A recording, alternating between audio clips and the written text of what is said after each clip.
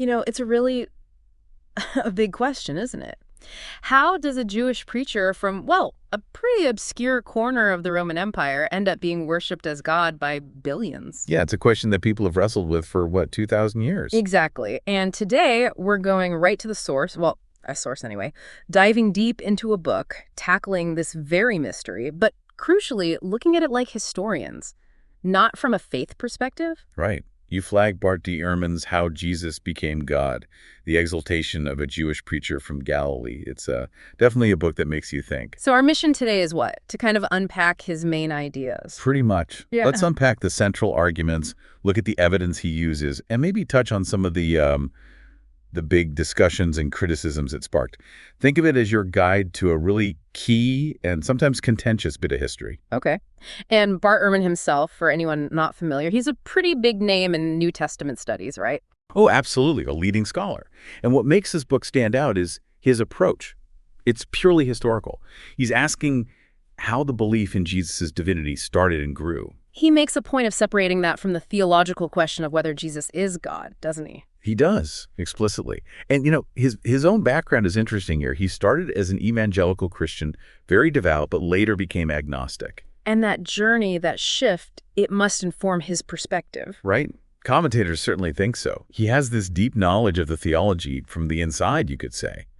But he applies this very critical historical method to it. A skeptical lens, maybe? So boiling it down, what's the absolute core question Ehrman's tackling here? What's he trying to figure out? The fundamental puzzle is, how did this guy, Jesus of Nazareth, who Ehrman sees as an apocalyptic preacher from Galilee, ultimately crucified? How did he end up being seen by his followers, not just as a prophet or even the Messiah, but as, well, God Almighty? Wow. It's a massive shift in thinking, and Ehrman wants to trace how that happened, historically speaking. And for our listeners tuning in, what's the main thing they'll get from this deep dive? Hopefully, a really clear picture of Ehrman's main thesis, the arguments he marshals, and also a sense of the pushback, the scholarly debate around it. It's a complex stuff, so we're trying to give a structured overview, save you some time wading through it all. Okay, let's jump in then.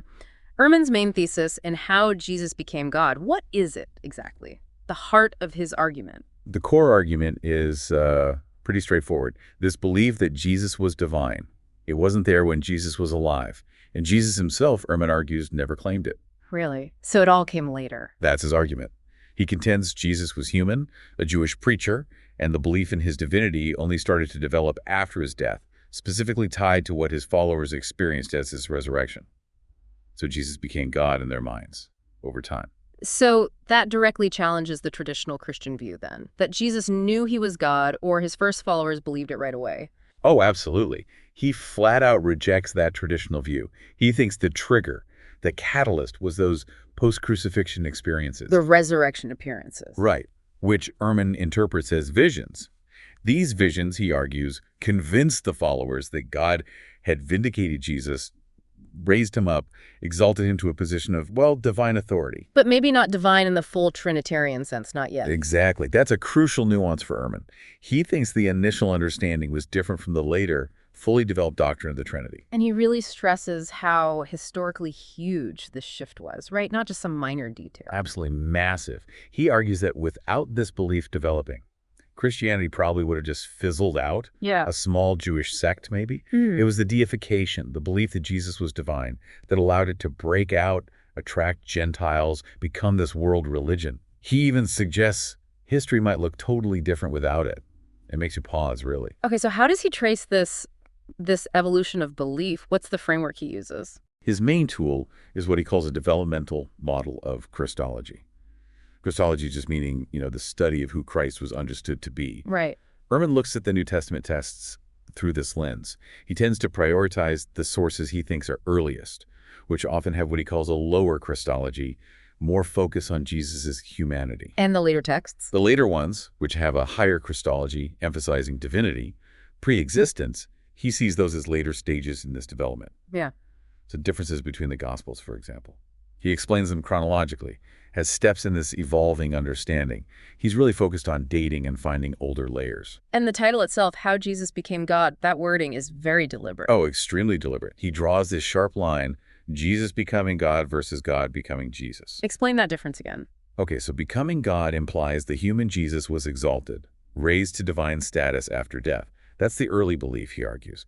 Exaltation. Yeah. God becoming Jesus is the later idea, like in John's Gospel. A pre-existent divine being, the Logos, becomes human. Incarnation. Got it. And Ehrman says the evidence points to exaltation first. That's his consistent argument, yeah. That the historical trail starts with exaltation. Right. So before Jesus became God for his followers, who was the historical Jesus for Ehrman, what's his reconstruction? Ehrman leans heavily on the synoptics, Matthew, Mark, Luke, using historical criticism. He paints Jesus as a first-century Jewish preacher from Galilee, and crucially, an apocalyptic preacher. Apocalyptic, meaning? Meaning Jesus believed the current world order was about to end, dramatically. God was going to intervene, establish his kingdom right here on earth very soon. That was the core message. And this Son of Man figure. Right. Jesus talked about a son of man, a cosmic judge figure. Ehrman initially argued Jesus saw this figure as someone else, someone coming soon, whose arrival Jesus was announcing, not himself. And the big one, did this historical Jesus claim to be God? According to Ehrman, absolutely not. He firmly argues the historical Jesus did not claim divinity in the later sense. His self-understanding was about being God's messenger, maybe the Messiah, announcing this coming kingdom. So the Messiahship, that was maybe the dangerous part. That's Ehrman's suggestion. Claiming to be the Messiah could easily be seen as a political threat by Rome, leading to his crucifixion, not a claim to be God itself. And the methods he uses to get this picture, you mentioned historical criticism. Yeah, standard stuff for historians, looking at authorship, dating, audience, cultural context, trying to sift the texts for reliable info. Like those criteria, dissimilarity, multiple attestation. Exactly. Dissimilarity looks for things that seem awkward for later Christians, suggesting they might be authentic. Multiple attestation means checking if something appears in several independent sources. And, like many scholars, he gives more weight to the synoptics than John for reconstructing Jesus' own actions and words. He sees John's high divinity claims as later theology. Okay, now this ancient context idea seems really important for his argument. Why spend so much time on how ancients saw the divine and human? It's totally central.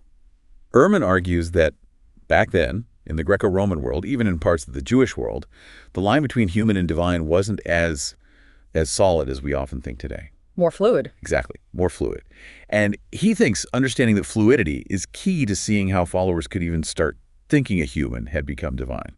Can you give some examples he uses from both contexts? Sure.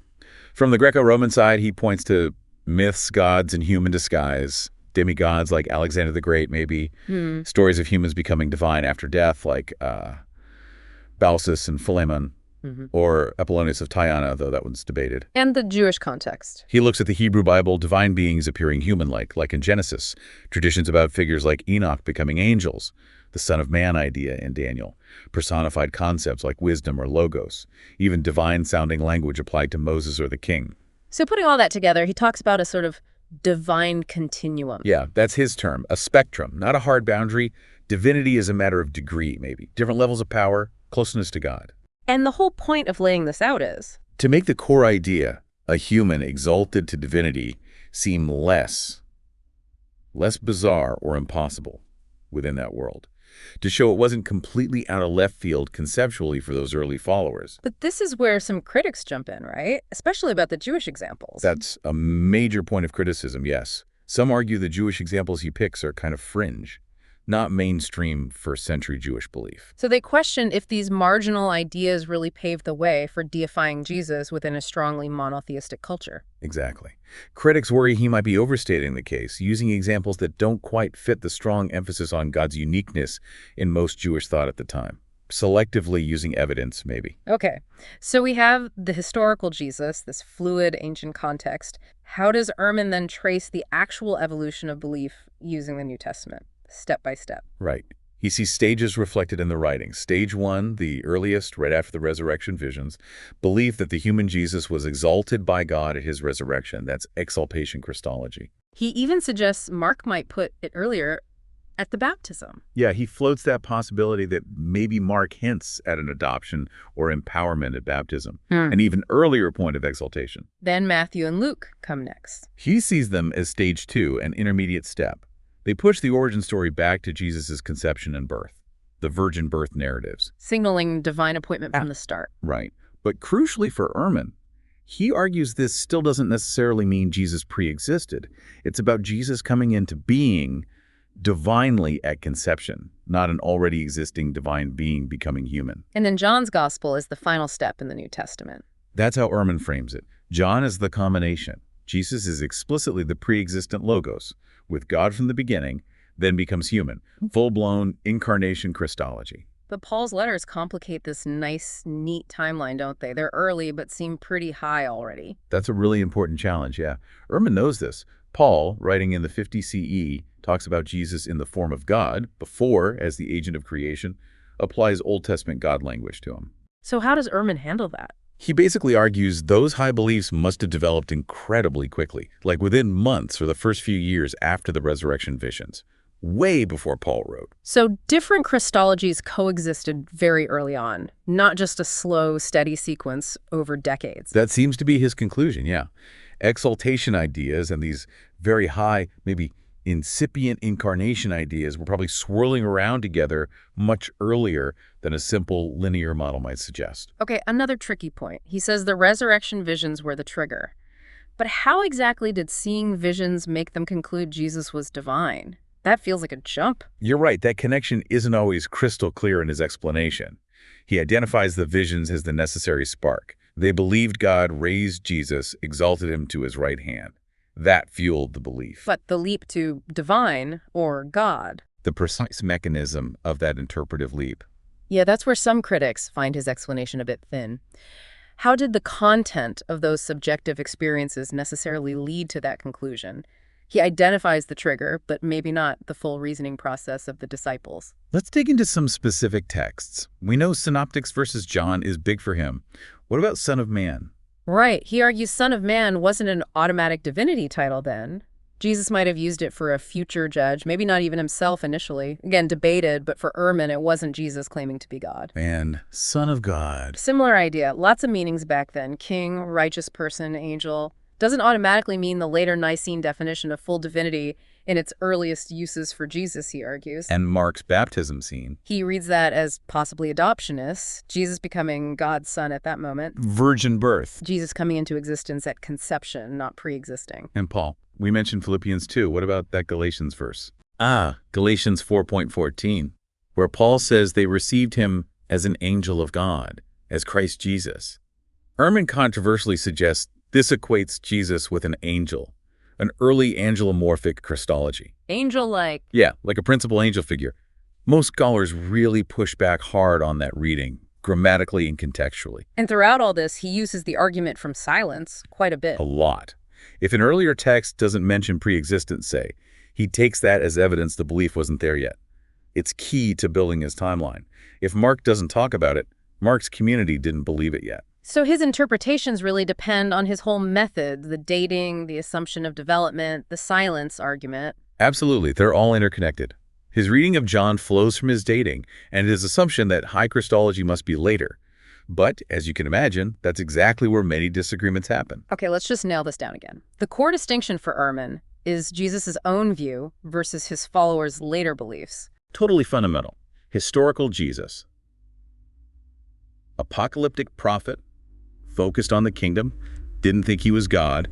Followers after the resurrection experiences started reinterpreting him, saw him as exalted, divine. So the divinity claims, they come from the followers trying to understand what happened after the crucifixion, not from Jesus himself. That's precisely Ehrman's reconstruction. The belief originates in their post-death experiences and interpretations. And this is where history parts ways with theology in his approach. Exactly. He's analyzing the historical emergence of the belief, that they came to believe it, how it evolved in the texts. He's not making claims about whether it's theologically true or if the resurrection literally happened. Which means, if he's right, the Gospels tell us more about the community's faith later on. That's the implication, especially John with its high Christology. It reflects the beliefs of the Johannine community projected back onto Jesus, rather than Jesus' own words necessarily. Okay. Now, you said this book stirred things up. Let's talk criticisms. It wasn't universally praised. Far from it. Hugely impactful, widely read, yes. But it definitely faced major scholarly pushback. That response book, How God Became Jesus, came out almost simultaneously, which tells you something. Where did the criticisms focus? Let's start with methodology. argument from silence again. That's a big one. Critics say absence of evidence isn't evidence of absence. Just because Mark doesn't mention pre-existence doesn't prove his community didn't believe it. Maybe it wasn't relevant to his purpose. What else on methods? His dating of texts, assumptions about oral tradition, reliability. Scholars who date the Gospels earlier or trust the transmission more naturally question his whole developmental framework. His use of ancient context gets critiqued too, relying on those debated Jewish examples or parallels like Apollonius is using the context selectively. And then there's the charge of bias. Does his agnosticism shape his conclusions? Though he fires back that critics have theological biases, it's a common debate. And specific interpretations. Son of man. Critics argue it did have divine or messianic overtones, and Jesus did use it for himself. Galatians 4.14. The angel idea, widely seen as just, really stretching the Greek, speculative. Possible differences. Some say he oversimplifies the Gospels, exaggerates the Synoptic John contrast, that there's higher Christology in the Synoptics too, just expressed differently. And the early high Christology in Paul. Even though Ehrman acknowledges it, critics find his explanation of how it arose so quickly somewhat lacking or unconvincing compared to other models. Any other general complaints about the book? Some academics felt it perhaps oversimplified things for a popular audience, didn't fully grapple with counterarguments in the main text. And there were some specific accusations of misrepresenting scholars he cited. So quite a range of reactions then. Definitely. From evangelicals, Catholics, mainline scholars, even other non-theist scholars. No single unified critique, but lots of different points of disagreement on method, interpretation, conclusions. And Ehrman, to his credit, engages a lot of this on his blog. Frames it often as history versus theology. Okay, let's try and wrap this up. Ehrman, the core argument, one last time. Jesus' divinity, an evolved belief, not original, started after followers' resurrection experiences, led them to see the human Jesus as exalted by God, developed over time towards the pre-existent incarnate view seen most clearly in John. Historical Jesus didn't claim it. Followers developed it. Key takeaways for listeners trying to grasp his view.